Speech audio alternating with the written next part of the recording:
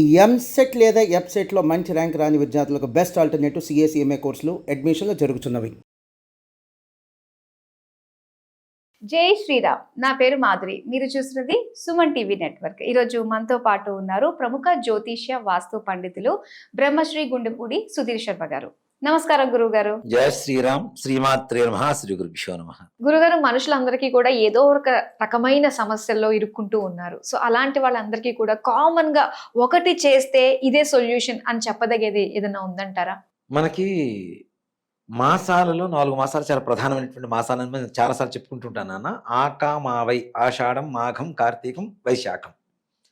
రాబోయేటువంటిది మనకి ఆషాఢ మాసం కదా. అవునండి. ఈ ఆషాఢ మాసంలో తొలి ఏకాదశి వస్తుంది, మనకి గురు పౌర్ణమి వస్తుంది. చాలా విశేషమైనటువంటి రోజులు. అలాంటి ఆషాఢ మాసం దైవిక మాసంగా చెప్పుకోవచ్చు. ఆధ్యాత్మికమైనటువంటి పరమైనటువంటి మాసంగా మనం మిగిలిన మాసాల్లో కొన్ని రకాల ఆధ్యాత్మికత దీనికోసం చేస్తుంటాం. శ్రావణ మాసం వరలక్ష్మి వ్రతాలని, కార్తీక మాసం శివుడికి ఇట్లా చేస్తుంటాం కదా. ఇలాంటి మాసాల్లో ఆషాఢ మాసం కూడా చాలా పరిపూర్ణమైనటువంటి ఆధ్యాత్మిక మాసంగా చెప్పుకోవచ్చు. సముద్ర స్నానం చేయడం కూడా చాలా విశేషం నాన్న. ఆషాఢ మాసంలో సముద్ర స్నానం, నదీ స్నానం కూడా చాలా విశేషం. ఈ 4 మాసాల్లో తప్పనిసరిగా సముద్ర స్నానం, నదీ స్నానం చేయాలి నాన్న, తప్పనిసరిగా. అలాగే ఏదైనా పూజా కార్యక్రమాలు, హోమాలు, యాగాలు ఇట్లాంటివి అన్ని చాలామంది చేస్తుంటారు. ఆషాఢ మాసంలో ప్రధానంగా చాలామంది చేస్తూ ఉంటారు. దీంట్లో 2 రకాల వెసులుబాటులు ఉన్నాయి, నేను చెప్తాను మీకు. అంటే అది స్వార్థం అని కాదు, నిజం చెప్పాలి అంటే ఆషాఢ మాసంలో బ్రాహ్మలు చాలా ప్రశాంతంగా ఉండేటువంటి మాసం. అంటే ఏ రకమైనటువంటి శుభకార్యాలు చేయించడానికి ముహూర్తాలు ఉండవు. అవునండి. ప్రశాంతంగా ఉంటారు. ఇక్కడ చాలా మంది ఆషాఢ మాసంలో మా ఇంట్లో శుభకార్యాలంటే పెళ్లిళ్ళు, గృహప్రవేశాలు కాకుండా మరే తన పూజలైనా సరే ఆషాఢ మాసంలో చేయించుకోండి, మీకు చాలా బాగా చేస్తారు బ్రాహ్మణులు. నిస్వార్థంగా చెప్తున్నా నేను. టైం ఇస్తారు. గంట సేపు పట్టింది, 2 గంటలైనా సరే వేచి ఉండి చక్కగా ప్రశాంతంగా పూజ చేసుకొని వస్తారు. అలాంటి పరిస్థితులు. అలాగే ఆషాఢ మాసంలో మనకి చేయదగినటువంటి దేవతారాధన ఏదన్నా ఉందా అంటే ప్రధానంగా విష్ణుమూర్తికి, లక్ష్మీదేవికి చేయవచ్చు. లక్ష్మీదేవి అనుగ్రహం కావాలన్నా, అలాగే విష్ణుమూర్తి అనుగ్రహం కావాలన్నా ఆషాఢ మాసం చాలా ప్రధానమైనటువంటి మాసం.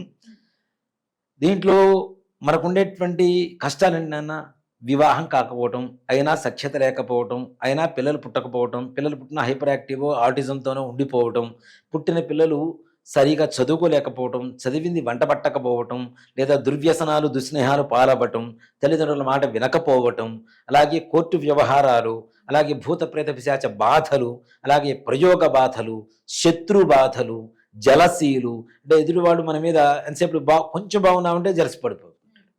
దానివల్ల ఈర్ష్య, ద్వేషాలు, గొడవలు, వీటితో పాటుగా అనుకున్న పనులు ఏవి ముందుకు వెళ్ళకపోవటం, రుణగ్రస్తం, చేసిన అప్పులు తీర్చడానికి అప్పు మీద అప్పుల్లో కూరుకుపోవటం, ఇచ్చిన డబ్బులు వెనక్కి తిరిగి రాకపోవటం, తిరిగి రాకపోగా శత్రుత్వాన్ని కొనుక్కొచ్చుకోవటం, అలాగే అనారోగ్య పరిస్థితి రావటం, మృత్యు దోషాలు, ఇట్లాంటివన్నీ కూడాను మనుషులకు ఉండేటువంటి సహజమైనటువంటి ప్రతి ఇంట్లో ఏదో ఒక సమస్య.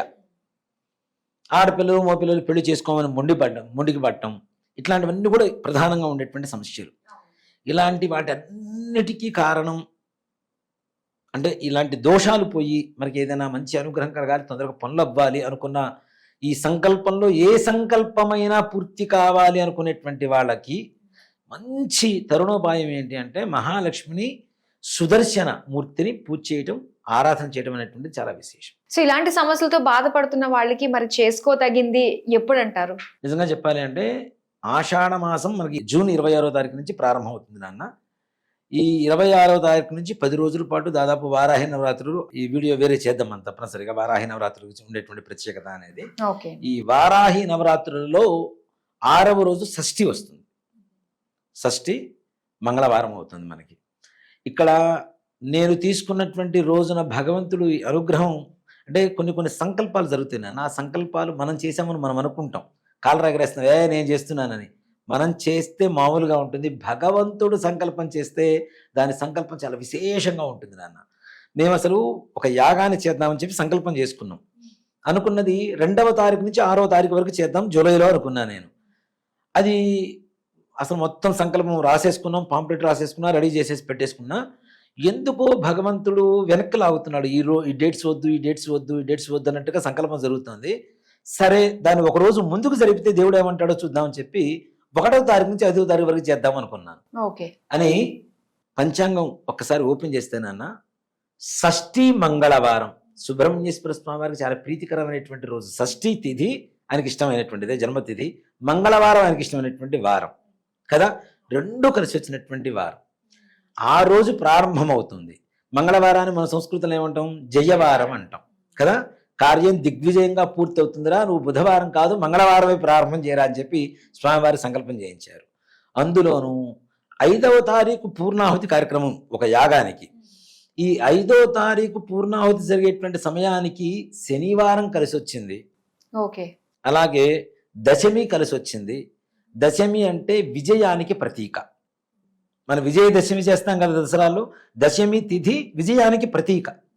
అలాగే నరసింహస్వామి వారి జన్మ నక్షత్రం స్వాతి నక్షత్రం కలిసి వచ్చింది. ఓకే. మూడిటి కాంబినేషన్. ఇవి మనం అనుకుంటే ఏది కాదు, అది భగవంతుడి సంకల్పం. అప్పుడు అర్థమైంది నాకు. 5 రోజులు చాలా విశేషమైనటువంటి నక్షత్రాలు, తిథులు. మొదటి రోజు మంచి తిథి వారం కలిసి వచ్చింది. చివరి రోజున మంచి తిథి వారం నక్షత్రం కలిసి వచ్చింది. ఇంతకు మించిన సంకల్పం అది మనం చేస్తే కాదు, దేవుడు చేస్తేనే అవుతుంది. ఈ 5 రోజుల్లో ఎలాంటి యాగాన్ని చేస్తున్నామంటే, ఇంతవరకు నాకు తెలిసి మరి ఎక్కడైనా చేశారో లేదో నాకు తెలియదు, కానీ ఇది నిజంగా చాలా గొప్ప విశేషమైనటువంటి భగవత్ సంకల్పం నాన్న. 1,00,000 సార్లు మహాలక్ష్మి అమ్మవారి జపం, 1,00,000 సార్లు మహాసుదర్శన మహామంత్ర జపం, 1,00,000 సార్లు మహాలక్ష్మి హోమం, 1,00,000 సార్లు సుదర్శన హోమం. అబ్బా, ఈ 5 రోజుల్లో 5 రోజుల్లో 1,00,000 సార్లు జపము హోమము, జపము హోమము. మహాలక్ష్మి సమేత శ్రీ మహాసుదర్శన శతసహస్ర యాగం. యాగం కూడా నిజంగా అది నాకు శక్తి లేదు, భగవంతుడు ఎందుకు సంకల్పం చేశాడో తెలియదు. అసలు 2వ తారీఖు నుంచి 6వ తారీఖు వరకు చేసేటప్పుడు నిజంగా చేయగలుగుతానా, ఇంత ఆర్థిక సంపద కావాలి అనుకున్నాను. కానీ ఈ డేట్స్ కాంబినేషన్ వచ్చినప్పుడు నాన్న అప్పుడు అనిపించింది, లేదు నేను కాదు భగవంతుడు దగ్గరుండి చేయిస్తాడని ఒక నమ్మకం అయితే వచ్చేసింది. చాలా ఖర్చుతో కూడుకున్నటువంటి వ్యవహారం. 5 రోజులు కూడా ఒక్కో రోజు ఒక్కో కళ్యాణం నాన్న. మంగళవారం గౌరీ కళ్యాణం, బుధవారం కృష్ణ కళ్యాణం, గురువారం లక్ష్మీ కళ్యాణం, శుక్రవారం మరలా నరసింహస్వామి వారి కళ్యాణం, అట్లా చివరి రోజున వెంకటేశ్వర స్వామి వారి కళ్యాణం. 5 రోజులు 5 కళ్యాణాలు. అలాగే కొంతమంది మహానుభావులతో ప్రవచనాలు. ఇంకా వాళ్ళ పేర్లు కూడా నేను కన్ఫర్మ్ చేస్తున్నాను. చేస్తే నిజంగా పెద్ద పెద్ద వాళ్ళే వస్తారు. ఇప్పుడు ఎవరి ప్రవచనాలు విని హిందుత్వం ఈ మాత్రం ఇవాళ రోజున నిలబడిందో అలాంటి మహానుభావులే గొప్పవాళ్ళు. అందరికీ ప్రతిరోజు పొద్దున్న లేవగానే వినబడేటువంటి గొంతులే. అలాంటి మహానుభావులే ఆహ్వానిస్తున్నాం. మరి భగవంతుడి దయ, వారు కూడా సమయాన్ని ఇస్తే రోజుకు 2 గంటల పాటు సాయంత్రం పూట ఒక్కో రోజు ఒక్కొక్క ప్రవచనకర్తలతో ప్రవచనాలు, కళ్యాణాలు. ఒక రోజున 1,00,000 పుష్పార్చన, 1,00,000 కుంకుమార్చన, 1,00,000 తులసీదళార్చన, 1,00,000 కలువ పుష్పార్చన. అబ్బా. పొద్దున సుప్రభాత సేవ నుంచి రాత్రి పూట ఊంజర సేవ వరకు, ఉదయం 7 గంటలకు ప్రారంభమైతే కార్యక్రమం రాత్రి 10 గంటల వరకు జరుగుతూనే ఉంటే కార్యక్రమాల మధ్యలో 1 గంటన్నర తప్పించి ప్రతిరోజు అన్నసంతర్పణ కార్యక్రమం. వచ్చిన ప్రతి ఒక్కరికి భోజనం, దాంట్లో ఏమాత్రం కూడా సందేహం లేదు. అందరికీ భోజనాలు. నిజంగా ఒక మాట చెప్పాలంటే, ఈ యాగ మహోత్సవంలో పాల్గొన్న, మంత్రాన్ని విన్నా, ధన వస్తు రూపేణ సేవ రూపేణ, ఇక్కడ డబ్బులు ఒకటి వస్తువులు ఒకటే కాదు, సేవ చేసుకునేటువంటి అదృష్టం కూడా ఉంది. సేవ రూపేణ ఏ విధంగా మనం పాల్గొన్నా జన్మ జన్మల దారిద్ర్యం అంతా కూడా వెళ్ళిపోయి మహాలక్ష్మి సమేత శ్రీ మహాసుదర్శన స్వామి వారి పరిపూర్ణమైనటువంటి అనుగ్రహం కలుగుతుంది నాన్న. అందులో సుదర్శన మంత్రం కూడా చాలా గొప్పగా ఉంటుంది నాన్న.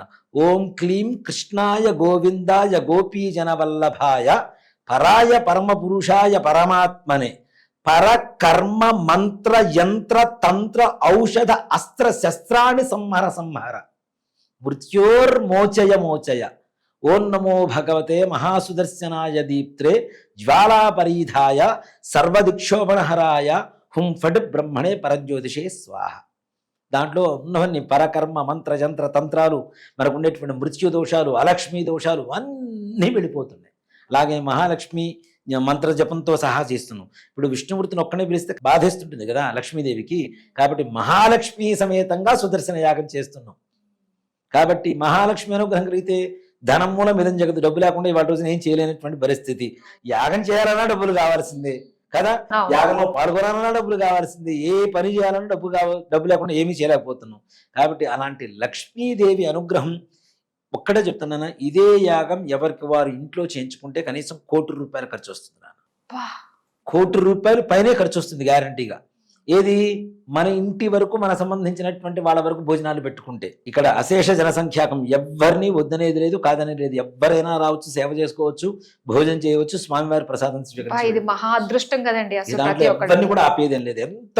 నా కోరిక ఏంటంటే కాలనీలో ఉండేటువంటి జనాలే కాదు, హైదరాబాదు, ఇతర రాష్ట్రాలు, ఇతర ఊళ్ళ నుంచి కూడా జనాలు రావాలి తప్పనిసరిగా. భారీ స్థాయిలో భగవంతుడు చేయిస్తున్నాడు. కాబట్టి ఆ సంకల్పం నిజంగా నా దగ్గర డబ్బులు లేవు నాన్న, కానీ ఇస్తాడు అన్న నమ్మకంతోనే ముందుకెళ్తున్నాను. అది కార్యక్రమం ఒక్కసారి రాండి, చూడండి. సంపూర్ణంగా నాకు ఒకటే, ఎంత డబ్బులు వచ్చినాయి, ఎంత ఖర్చు పెట్టామనేది తీసి పక్కన పెడితే జనాన్ని చూస్తే నాకు ఆనందం. అంటే మనం చేస్తున్నటువంటి యాగం ఇంతమందికి చేరింది, ఇంతమందికి భగవంతుడు అనుగ్రహం కలుగుతుంది అనేటువంటి ఒక ఆనందం నాలో ఉంటుంది ఎక్కువగా. కాబట్టి మహాలక్ష్మీ సమేతుడై సుదర్శనుడు అనుగ్రహించడానికి లక్ష్మీ నరసింహస్వామి వారి జన్మ నక్షత్రం రోజున, పూర్ణాహుతి రోజున వరకు, మొదటి రోజు నుంచి ఆయన సంసిద్ధంగా ఉన్నాడు. అనుగ్రహాన్ని పొందేటువంటి ప్రయత్నం మనం చేయాలి. అయ్యో తప్పకుండా, ఇలాంటి అదృష్టంలో ప్రతి ఒక్కరు భాగస్వాములు కావాలని అనుకుంటూ ఉంటారు. అందులోనూ ఇది మనకి హైదరాబాద్ లోనే జరుగుతుంది. హైదరాబాదు మన కొత్తపేటలోనే జరుగుతుంది. మనం వివరాలు కూడా తొందరలో వెల్లడిద్దాం. మొత్తం కూడా అన్ని కూడాను ఎవరెవరు వస్తున్నారు. మేము అనుకున్నది కూడా ఏంటంటే స్వామీజీలను కూడా ఒక్కో రోజు ఒక్కొక్క స్వామీజీని, పీఠాధిపతిని పిలవాలని అనుకుంటున్నాం. ఆల్రెడీ సంప్రదిస్తూ ఉన్నాం. అవి కనుక పూర్తి అయిపోతే పాంప్లెట్ కూడా ఒక 2-3 డేస్లో అయిపోతుంది నాన్న. వీళ్ళందరూ కన్ఫర్మేషన్ ఉంటుంది, ఏ డేట్స్లో ఎవరు వస్తున్నారు అనేది. ఆ కన్ఫ్యూజన్ లేకుండా క్లారిటీతో అందరికీ అందజేయాలని చెప్పి పెద్ద పెద్ద వాళ్ళనే సంప్రదిస్తున్నాం. గరికపాటి వారు, జాకంటి వారు, ఇట్లాంటి వాళ్ళని సంప్రదిస్తున్నాం. ఈ భగవంతుల దయ, ఇదంతా దైవ సంకల్పమే కాబట్టి ఖచ్చితంగా ప్రతి ఒక్కరు కూడా పీఠాధిపతులు రావడం, వీళ్ళందరూ ఆశీస్సులు పొందడం సామాన్యమైనటువంటి విషయం కాదు నాన్న. ఒకే చోట ఎక్కడెక్కడ ఒక కార్యక్రమం జరుగుతుంది, ఒక ఆయన ఓ మహానుభావుడు వస్తున్నాడు, అక్కడికి వెళ్ళి నమస్కారం చేసుకుంటాం, ఇంకో చోటకి వెళ్ళి నమస్కారం చేసుకుంటాం. ఒకే చోట 5 రోజులు జరిగేటువంటి కార్యక్రమంలో పాల్గొంటే ఇంతమంది దేవతల అనుగ్రహం, ఇంతమంది పెద్దల మహానుభావుల ఆశీస్సులు మీ అందరికీ పొందుతాయి. మీ పిల్లలు, మీరు, మీ భవిష్యత్ తరాలు, మీకుండేటువంటి సకల కష్టాలన్నీ కూడా నెరవేరిపోయి మహాలక్ష్మి పరిపూర్ణమైనటువంటి అనుగ్రహం మీ ఇంట్లో కలుగుతుంది. దయచేసి గోత్రనామాల రూపంలో, విరాళాల రూపంలో, అలాగే ప్రత్యక్షంగా పరోక్షంగా పాల్గొనేటువంటి అవకాశం కూడా ఇస్తున్నాం. వాళ్ళు డైరెక్ట్ రాలేనటువంటి వాళ్ళు కనీసం గోత్రనామాలతో పాల్గొనవచ్చు. అలాగే 108 మందికి మాత్రమే, రోజుకి 24 మందికి మాత్రమే హోమ కార్యక్రమంలో స్వయంగా కూర్చొని చేసుకునేటువంటి కార్యక్రమం. అబ్బా. ఉదయం 12 మంది, సాయంత్రం బ్రేక్ తర్వాత మధ్యాహ్నం 3 గంటల నుంచి 12 మంది, అట్లా మొత్తం 24 మందికి రోజుకి. 4 రోజులు 88 మంది అవుతారు. చివరి రోజున ఉదయం పూటనే కూర్చోబెట్టగలుగుతాం, సాయంత్రం పూట కూర్చోబెట్టలేం కాబట్టి అక్కడ 12 మంది అవుతున్నారు. కాబట్టి మొత్తం 108 మంది మాత్రమే దాదాపు అవుతున్నారు. ఈ 108 మందికి అవకాశం కలుగుతుంది. కళ్యాణాల్లో కూర్చొని చేయించుకోవాలనుకునేటువంటి వాళ్ళు కళ్యాణంలో కూర్చోవచ్చు, అభిషేకాలు జరుగుతాయి, అభిషేకం చేయించుకునేటువంటి వాళ్ళు అభిషేకంలో చేయించుకోవచ్చు. ఇలా లేదండి మా గోత్రనామాలు అన్నింటిలో జరగాలి అనుకునేటువంటి వాళ్ళకి సర్వసేవ అదృష్టం కూడా ఉంటుంది, గోత్రనామాలు నమోదు చేసుకోవచ్చు.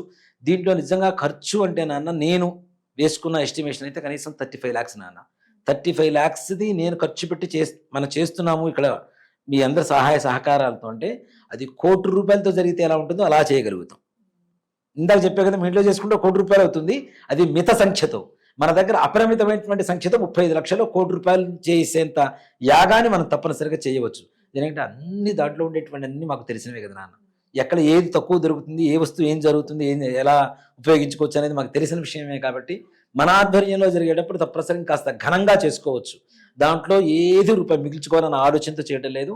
మిగిలింది మిగిలినట్టుగా ఇంకా ఇంకా గొప్పగా చేసుకుంటూ, రోజు రోజుకి ఇంకా గొప్పదనాన్ని పెంచుకుంటూ మంచిగా భగవంతుడికి అర్పణ చేయాలని ఒక ఆలోచనతో వెళ్తున్నాం. ఈ అన్ని కార్యక్రమాల్లో పాల్గొనేటువంటి అవకాశం అందరికీ కలుగుతుంది. యాగాన్ని చూడవచ్చు, యాగంలో పాల్గొనవచ్చు, గోత్రనామాలు కావచ్చు. ఇక్కడ యాగ సామాగ్రి లక్షలతో కూడుకున్నటువంటి వ్యవహారం, బ్రాహ్మణ సంభావనలు. రోజుకు వచ్చేసరికి 15 మంది బ్రాహ్మణులు ఉంటారు. ఈ 15 మంది బ్రాహ్మణ సంభావనలు ఉంటాయి, వాళ్ళ దీక్షా వస్త్రాలు ఉంటాయి, కళ్యాణాలు ఉంటాయి, కళ్యాణం కావాల్సిన సామాగ్రి ఉంటాయి, హోమ సామాగ్రి ఉంటుంది, అలాగే యాగశాల ఉంటాయి, అభిషేక సామాగ్రి ఉంటాయి, పవళింపు సేవ కావాల్సిన సామాగ్రి ఉంటాయి, భోజనాలు. ముఖ్యంగా నేను దాదాపు రోజుకి మధ్యాహ్నం సమయంలో 1000 మంది, సాయంత్రం ఒక 1000 మంది వస్తారనుకుంటున్నాం. వీళ్ళందరికీ భోజనాలు, ఇవన్నీ ఖర్చు కూడుకుంటే దాదాపు 35 లక్షలు అవడంలో పెద్ద ఆశ్చర్యమేం లేదు కదా. కాబట్టి వీటన్నిటికి కావాల్సినటువంటివి ఎవరు ఏది ఇచ్చినా తీసుకుంటానన్న, ఒక బియ్యపు గింజ ఇచ్చినా తీసుకుంటా, ఒక చిన్న తోటకూర కాడిచ్చినా తీసుకుంటా, దాంట్లో ఏమాత్రం కూడా సంశయం లేదు. దయచేసి సంప్రదించండి. యాగ కార్యక్రమాన్ని అందరం కలిసి భక్తిపూర్వకంగా దిగ్విజయంగా స్వామివారికి సమర్పిద్దాం. స్వామివారి ఇచ్చేటువంటి అనుగ్రహాన్ని తీసుకొని మన ఇళ్ళకి వెళ్ళిపోదాం. నిజంగానే ఇది దైవ సంకల్పం కాబట్టి ప్రతి ఒక్కళ్ళు ఇందులో పాలు పంచుకోవాలని మనస్ఫూర్తిగా కోరుకుంటున్నాం గురుగారు. చాలా చక్కటి విషయాలు మాకు తెలియజేశారు. అలాగే మీరు చెప్పినట్టుగా ఇంకా మనకి కొన్ని వివరాలు కూడా రావాల్సింది ఉంది మీ నుంచి. అవునండి. అలాగే బ్లాక్ చేసుకోవాల్సిన డేట్స్ జూలై 1 నుంచి 5వ తారీఖు వరకు. తప్పకుండా అందరం పాలు పంచుకోవాలి. చూస్తేనే అదొక అదృష్టం నిజంగా. అలాంటిది మనం ఉండి అక్కడ ఆ కార్యక్రమంలో కూర్చున్నాం అంటే మాత్రం అది మహా భాగ్యం. చాలా చక్కటి వివరాలు తెలియజేసినందుకు ధన్యవాదాలు. శ్రీమాత్రే నమః. శ్రీ గురుభ్యో నమః.